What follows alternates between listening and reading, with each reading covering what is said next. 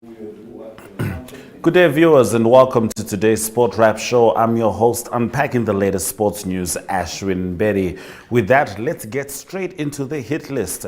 Fresh from their recent participation in their second Rugby World Cup tournament in France, Namibian forwards Pris Gaoseb. Okay, good? Yeah. Almost. I did. Because box cut goes on automatically. Okay, so you said we start with the Debmarine at the beginning. Am I not too low? I think I'm too low. I'm more sinking here.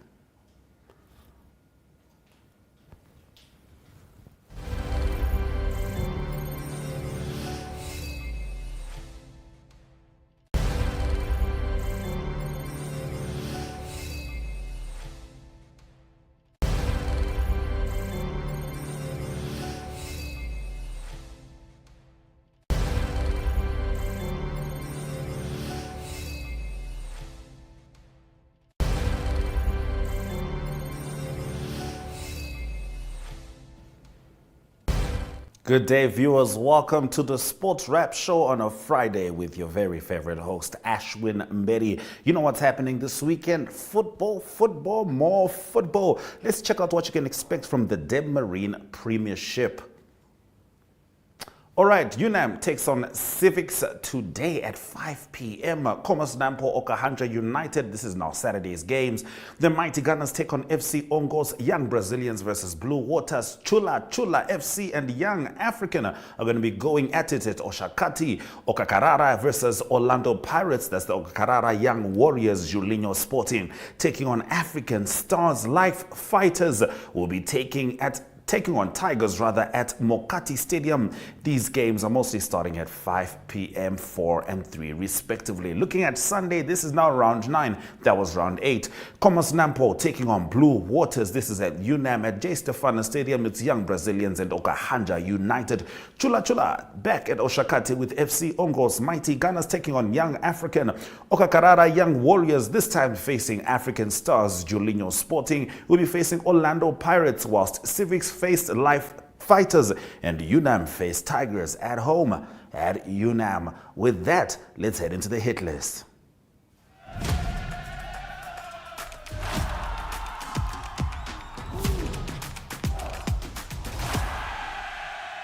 Now, fresh from their recent participation in the second Rugby World Cup tournament in France, Namibian forwards Pris Gaoseb and Max Katjijeko are both back in action for their professional club this weekend. Now, Katjijeko has been selected at lock, while Gaoseb will be the number 6 flank and captain for the Tel Aviv Heat on the first weekend of the new season of the European Super Cup. The Israeli franchise team are in Portugal this weekend, where they will play against Lusitanos on Saturday afternoon. The Tel Aviv Heat will start the group stage in Pool A with Lusitanos from Portugal, Black Lions from Georgia, and the Iberians from Spain.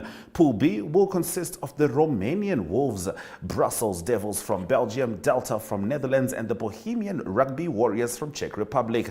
Gaoseb and Katjijeko helped the Israeli franchise reach the final of the European Super Cup last year, where they were beaten by Black Lion of Georgia. This video was posted by Tel Aviv Heat, showing some of the moments during their preparations for the upcoming season.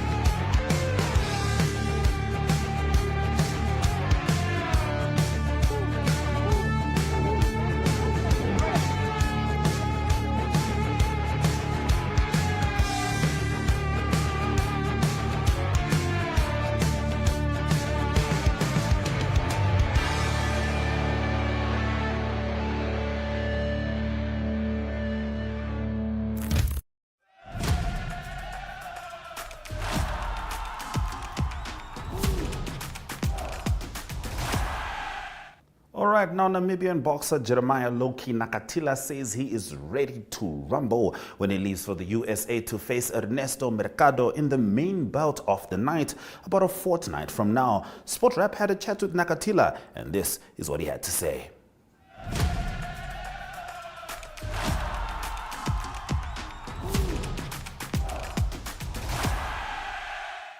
Yes, I'm joined, that is, by Loki Nakatila, a renowned boxer here in Namibia.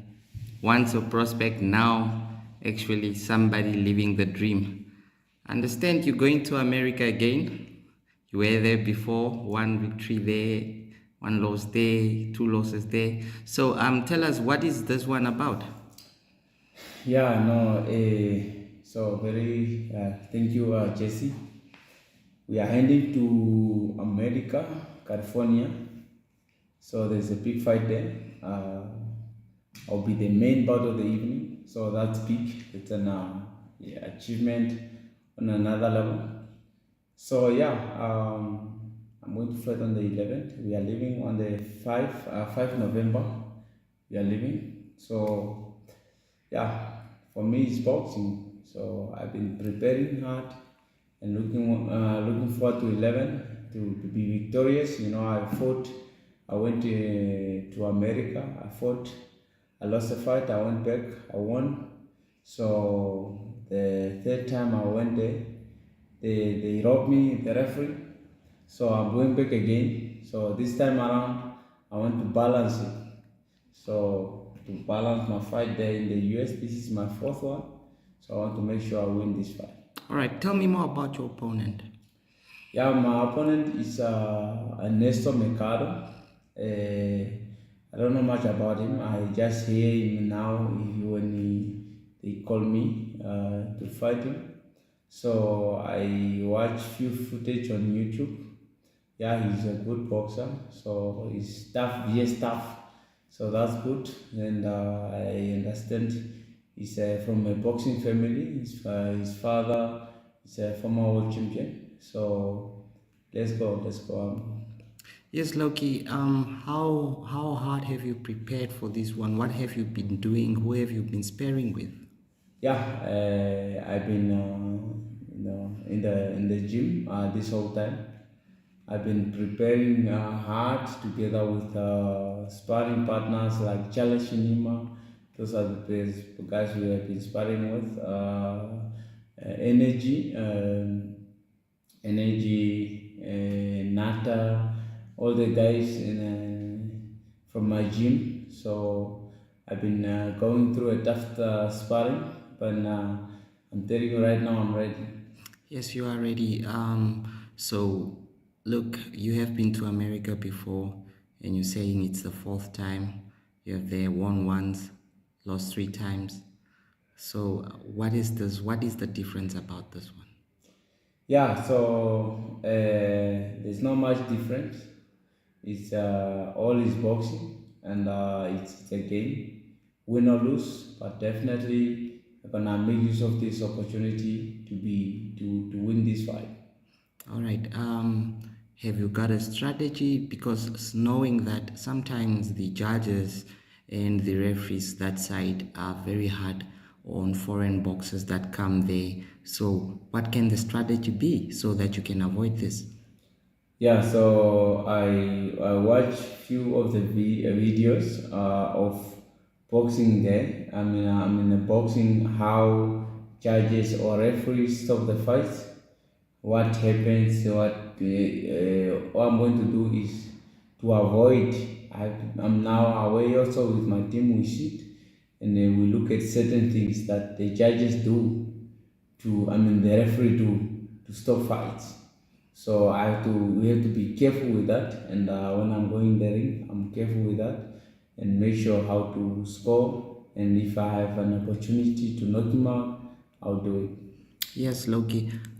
Since you have moved up the weight division, how have you observed this division compared to the one we were in? Yeah, now I feel much better. I don't pull weight that much like before, and also now I'm grown. So it's not healthy for me also to take off a lot of weight. So I'm comfortable right now. All right. I'm comfortable. Okay. No, we wish you all the best, Loki. Thank you, thank you.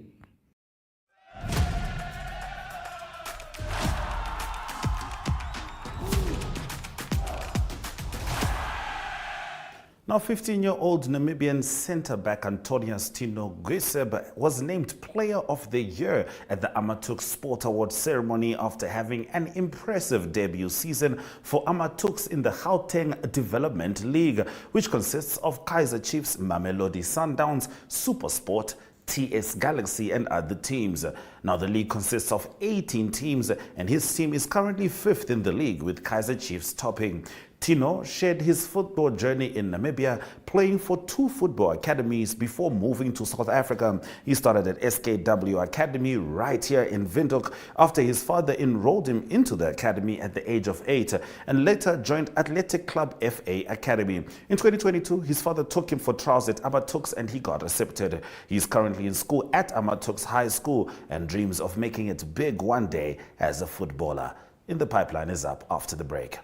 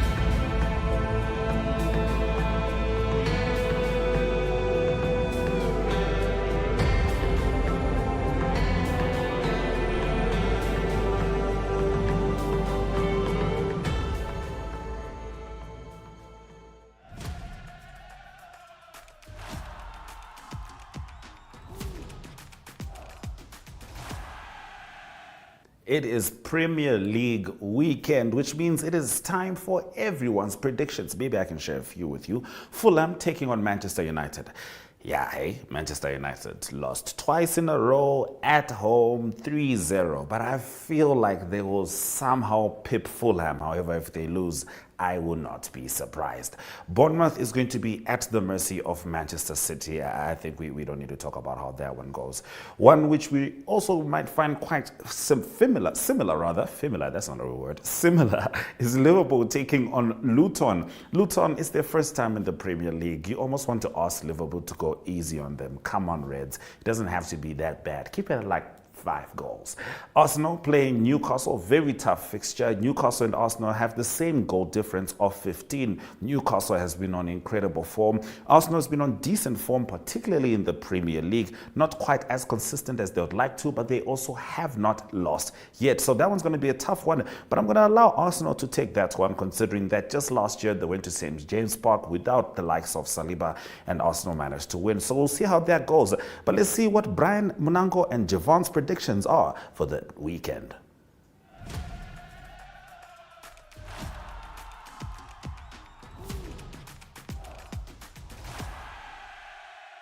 And yes, welcome back, viewers. We are back with another EPL predictor video. This is where me and Javon square up against each other, give you results, and then we see who tops at the end of the week. Javon, how are you doing, man? New week. New week, and I'm sitting next to an award-winning journalist. Well done, congratulations. Thank you so much for that. Very proud. You said I would bring it home, and we did bring it home. So yeah, big weekend it was the past weekend. But enough fixtures. This is where I also locked my picks. Yeah, I mean, we have good games this weekend, and we are just going to run through them. Javon, I'm going to start off with our first one. I think Manchester United really do need this win. They need to win this game. And with that being said, I'm going to give them a comfortable 2-0 win. If not 2-0, yeah, no. I think I'm going to keep it at 2-0. I see Fulham can score, but I'm going to give Manchester United the win in the first match. Look, Martinez is still out. United going away, there's no chance. There's no chance in hell that we won't concede. So I'll go 3-1 United. I think we might win that match. We need to win it, as we said. Win the match. So I think 3-1, we will concede 1. I think a couple of goals there. I think Holland and Rashford can finally find their feet in their rhythm together. I hope so. I really hope so. Okay, with that being said, I'm going to run through the rest of my picks. West Ham and Brentford. I went for West Ham 2-1. I think West Ham are in good form. Burnley, Crystal Palace. I just shaved it to Crystal Palace because I don't feel like Burnley really are going to last in the Premier League. I still see them getting relegated. Everton and Brighton. It's a freak game. I think Everton won this game last season 4-1. And then... yeah, they did. Yeah, they won it 4-1, which was very unexpected. So, I'm going to take that back, actually. I'm going to take that result back. I'm not going to say Brighton 2-1. I'm going to go for an Everton 2-1. I think Everton... Oh, so you haven't locked it in yet? No, I haven't locked it. So I think I'm going to change that, guys. I'm going to go for Everton to beat Brighton 2-1. City 3-0, we're keeping it as is. Sheffield Wolves, I'm going to edge Wolves. I don't think Sheffield can score. Newcastle Arsenal, that's a tough game. I think that's the game of the weekend. I'm not going to go for a winner there, so I'm going to settle for a 2-2 draw. Nottingham Forest, I went for 2-1 against Villa, but I think I'm being lenient. I might switch it to like 3-4 against Notts. Luton Town, Liverpool 3, and then Chelsea, Tottenham. I think end of the weekend, Spurs are still going to be sitting at the top of the Premier League. So I expect them to beat Chelsea comfortably. Yeah, should I give mine? Yes. West Ham.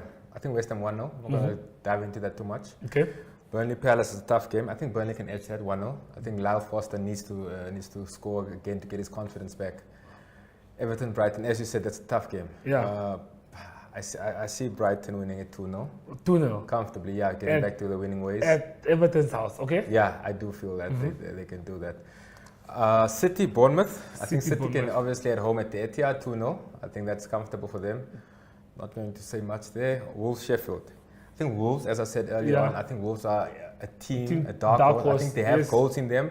I think Sheffield is the ideal match for them. Yeah, although it's an away game, I think Wolves 4-0. 4-0? Yeah, Wolves 4-0. Joe. Confidently, I can say that there will be a couple of goals there. Okay. Newcastle, Arsenal, I think that's a tough game. I think based on what's coming in the next couple of weeks with the Champions League football, I think it's going to be tough. It's going to be a tight game. I'll go for a draw as well. 1-1. 1-1. Yeah. Okay.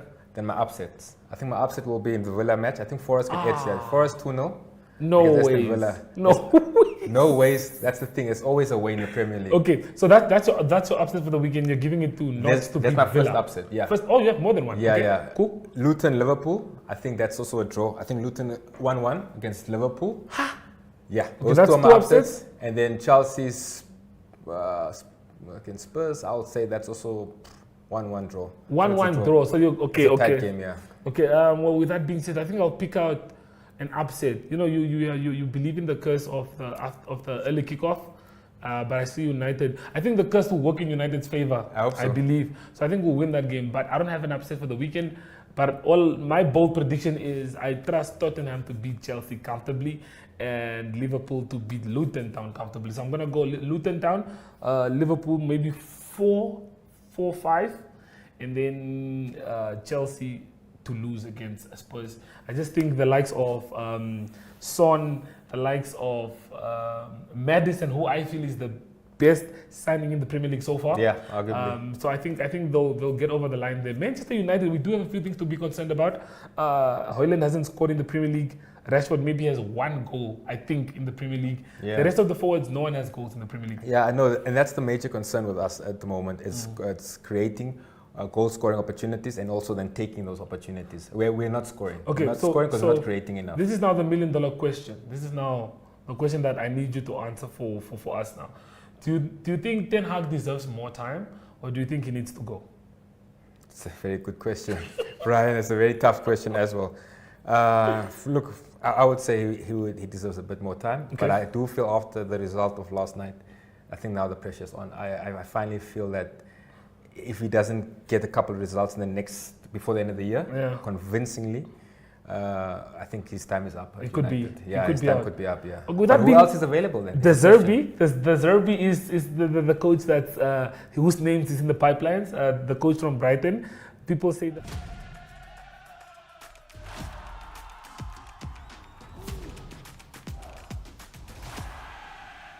Very, very interesting predictions. I'm going to leave you in the very capable hands of Ari Hochad as he takes you globetrotting. Cheers.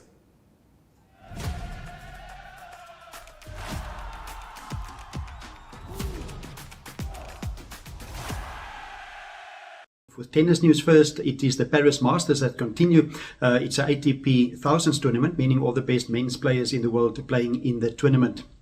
Tournament news is that Yannick Sinner, his number 4 seed, is out of the tournament. He had to withdraw. That was because of fatigue. That's not good for organisers. His game finished at 2:37 a.m. in the morning, and he said that he cannot continue like that. He won the previous weekend. He won on the ATP Tour, but he was meant to play against Alex de Minaur. He withdrew, and that was after his game against Michael McDonald ended the 3-setter that early in the morning.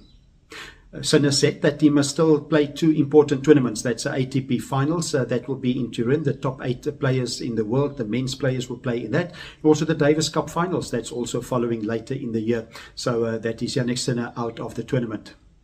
Tournament news further is that Novak Djokovic, the number 1 seed, is through to the next round. He beat Talon Griekspoor, that is in the round of 16. He beat him 4-6, 7-6 and 6-4. He's trying to win the Paris Masters for the 7th time. His route to the final made a bit easier. Many of the top players out of the tournament. It's Carlos Alcaraz and also Daniel Medvedev, number 2 and 3 seeds. Both of them out of the tournament, already losing early in the tournament. Also good result for number 7 seed, that is Stefanos Tsitsipas. He beat Alexander Zverev by 7-6 and 6-4. On to cricket news. A good result, a brilliant result for India. They're hosting the 50-over World Cup cricket tournament, and they thrashed Sri Lanka. That was in their latest game. They're now top of the table, 14 points after 7 games. It's India that beat Sri Lanka by 302 runs. It's a massive victory. India scoring 357 for 8 in their allotted 50 overs, and then bowling out Sri Lanka for just 55 runs. It's Mohammad Shami. He was the best bowler for India. He took 5 wickets for just 18 runs. A tough assignment await now for South Africa that play India, that is in good form on Sunday. South Africa currently second on the points table, and it looks like these 2 teams will safely be through to the semi-finals. South Africa playing against India on Sunday, and then 2 big games also on Saturday. That will be New Zealand that play against Pakistan, and England that play against Australia, and they're still fighting for positions in the top 4 in the Cricket World Cup in India.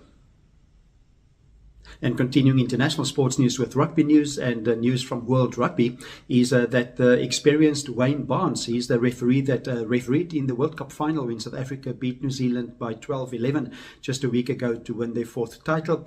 Wayne Barnes announced that he will retire from international sport as a referee from rugby, and he's been at 5 World Cups for a long time. He had his first World Cup in 2007 and also officiated his 111th international game. That was with the final in Paris when South Africa beat the All Blacks. So it is Wayne Barnes of England only becoming the 2nd Englishman to referee a World Cup final. The first one was Ed Morrison that did that in 1995 when South Africa also beat the All Blacks. That was in Johannesburg.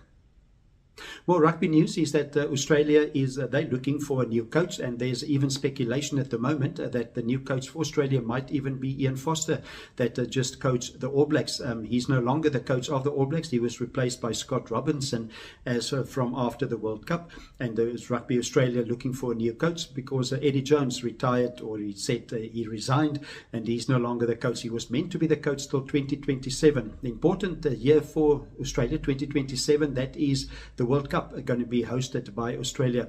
Even speculation that Michael Cheika, currently coaching the Pumas of Argentina, might be interested in the role. And Stephen Larkham also mentioned as a possible person or possible coach that could coach Australia to the World Cup in 2027. That's international sports news for today. Hope you have a great sport weekend, and we talk international sport again on Monday. Goodbye.